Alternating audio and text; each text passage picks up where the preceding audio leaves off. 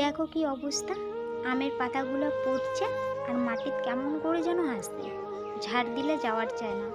কারণ এটি বৃষ্টি ছিল, বৃষ্টিতে না আমের পাতাগুলো পড়লে যাওয়ারই চায় না। আর দেখো এবেশে কত জল হয়েছিল, রাস্তাটা দেখা যাওয়া যাচ্ছে ভিজে ভিজা। বন্যার জলেতে আমার আদ্র পর্যন্ত জল আসছিল।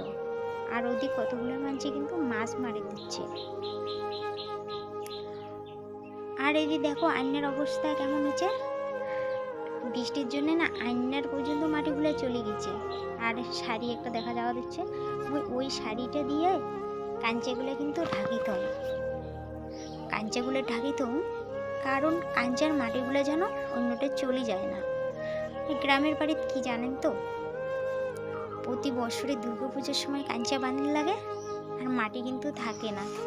তার জন্য মই মাটি উপির যেন না লাগে, তার জন্য মই শাড়ি দিয়ে ঢাকি রাখুন, তাহলে মাটিগুলো আর যাওয়ার পায় না। তো কালিকের ছিল কিছু ভাড়া, সেই ছুয়া ভাড়া, তো কালী মহিলা মাঞ্জের পাং নাই, আজই সকাল সকাল বের করে নিল আর ছটপট করে ওই ভাড়াগুলো মাঞ্জে নিয়ে না।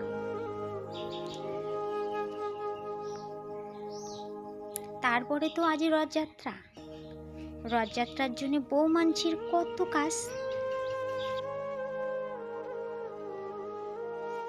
কালিত কিন্তু মই কতগুলো খড়ি রাখিতে চুল পালা গড়িয়া, খড়িগুলো কিন্তু পুরো শুকান ছিল না, তো খড়িগুলো হালকা হালকা শুকান ছিল।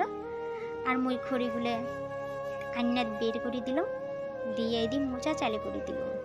কারণ মই এলা যদি মুছিত, তো তারপরে ছান টান করার পর তাড়াতাড়ি করে এরকে শুকিয়ে যাবে। এমনি দেখো বৃষ্টিতে রান্নাঘর কেমন ভিজা ভিজা হয়ে আছে, তাড়াতাড়ি শুকিয়ে যায় না। তো মুই কিন্তু অল্প অল্প জল দিয়ে কি ডলে ডলে মুছে দিচ্ছি, যেন তাড়াতাড়ি করে শুকিয়ে যায়।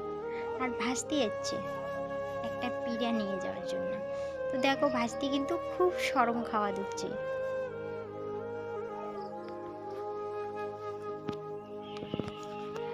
তো এলে না এটি মুই কিছু লবণ নিছো আর সাপ নিছো, এলা তো কেরোসিন তেল পাওয়াই যায় না। তো লবণ আর সাপ নিয়ে মুছলে যে যে চেরার মাটিগুলো আছে না, এলে মানে হওয়ার চায় না, হইলেও আর কি কমে। তো মুই লবণ আর এটে সাপ নিয়ে ডললে ডলে মুছে দিচ্ছুম, যেন এলে মাটি আর মানে বের হয় না। মুখ একদমই ভাল লাগে না, আর বাইশের দিনটা তো একদমই ভাল লাগে না। তো মোর প্রিয় বন্ধু বান্ধবীগুলা, ভারতী লাইফস্টাইল ছোট্ট চ্যানেলে সবাইকে অভিনন্দন জানাই।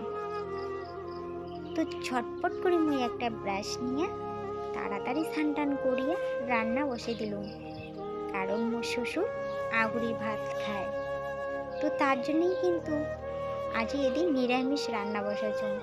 তো আজই তো রথযাত্রা, তার জন্য এটি মুই কাকলা ভাজানো চড়াছুম আর সামান্য জলের ছিটা দিয়ে রাখি আর কি। আর ওই পাশে মুই ভাত বসাছুম। তো আজকের ব্লগটা এই পর্যন্তই, কেমন লাগলে কমেন্ট করে দিবেন। টাটা, সবাই ভালো থাকেন।